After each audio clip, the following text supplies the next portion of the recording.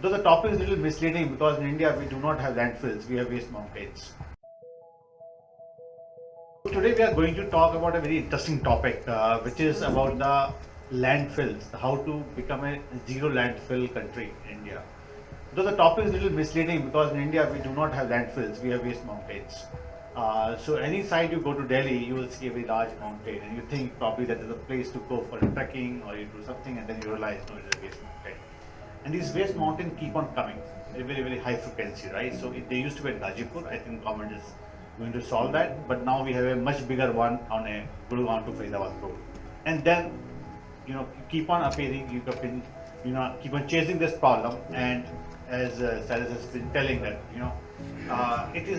the production is coming, like what we needed is 10 times more.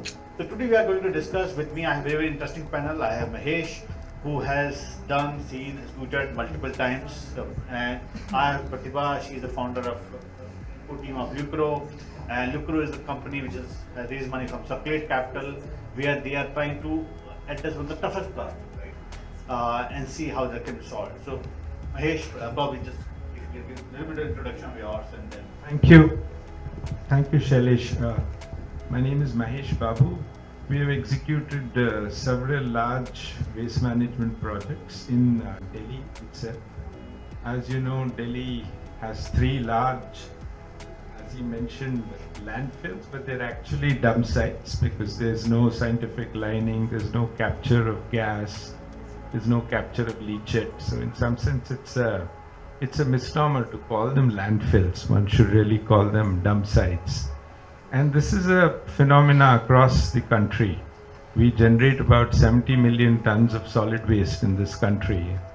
And unfortunately, most of it ends up in dump sites, whether it's in Bangalore or Chennai or Bombay, Mumbai, or even Delhi.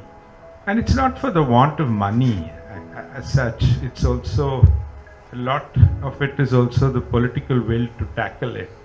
Mumbai, for instance, has something like 60,000 crores sitting in a bank account. 60,000 crores is the amount of money which the Mumbai municipality has, but yet at the end of the day, we are unable to even get simple things organized on the ground in terms of waste management. So it's really a challenge in that sense, but I don't want to delve into the negativities of this sector because I think all of you know the problems. I'd like to highlight a positive management problem which we undertook. In 2010, Delhi was in the midst of a crisis because we had the Commonwealth Games which were on. And at that point in time, the city was generating about 3,000 tons of construction and demolition waste. And I was called to by the then Chief Secretary of Delhi, a gentleman called Rakesh Mehta, an extremely committed bureaucrat, who told me that you need to find a way to help the city. To take Mita's point of being bold, I knew nothing about construction and demolition waste at that point in time. We set up India's first construction and demolition waste management plant in a place called Burari, which is in North Delhi.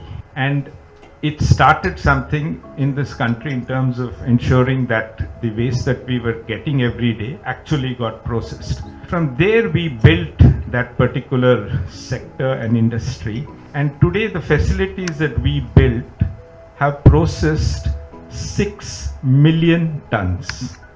That's what Eric who was here earlier, was saying in terms of scale. 6 million tons of construction and demolition waste, which would have otherwise ended up either in the ridge or in the Yamuna or in the water bodies of this city. So what I'm trying to say is, in this sector at least, what I've learned is, you have to go out and do, and you have to go out and show what can be done in our country with our waste, with all our problems, including what was discussed, the fact that we don't have segregation, the fact that we have waste ending up all over the place.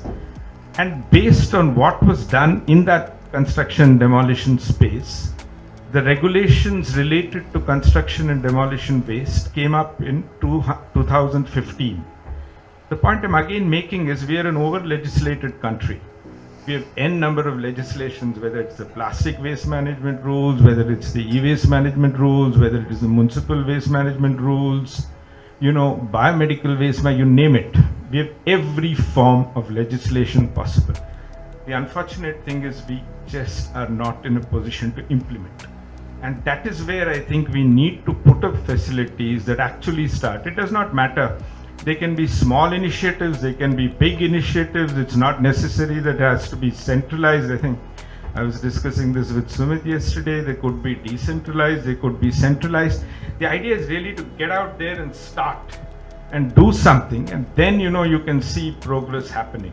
And today I'm very happy to say that every city, based on that facility that we set up in Burari, all the 53 metros with more than 1 million cities want to set up C&D waste facility, based on that early experience, which happened in a sense partially because I think there was a sense of trust in what we call public-private partnerships. That happened in this particular case. The other problem in terms of dump sites, yes, we have dump sites everywhere. We have told the government many times that what can be done to remove those dump sites. But unfortunately, there has been no action that has been taken in terms of removing dump sites. We did a project in Mumbai, in western, in a place called Borivali. It was a dump right next to the ocean, which was about, at that point in time, they said was anywhere between 3 to 5 million tons of waste, something to that number, which was there in that, which was already being dumped there. We went to the Ministry of Environment. It's a very interesting story, and told them that we are willing to design the capping of that dump site. And the first thing the director, who happened to be in the Ministry of Environment, told us at that point in time was, Mr. Babu, you can't do that because this is CRZ1 land. And CRZ1 land stands for Coastal Regulation Zone 1 land, which is the most pure form of environmentally protected land. The secretary at that point in time, who happened to be sitting in that same meeting of environment, asked his director, you're willing to let people dump waste there. Somebody is coming up with an option of capping it scientifically.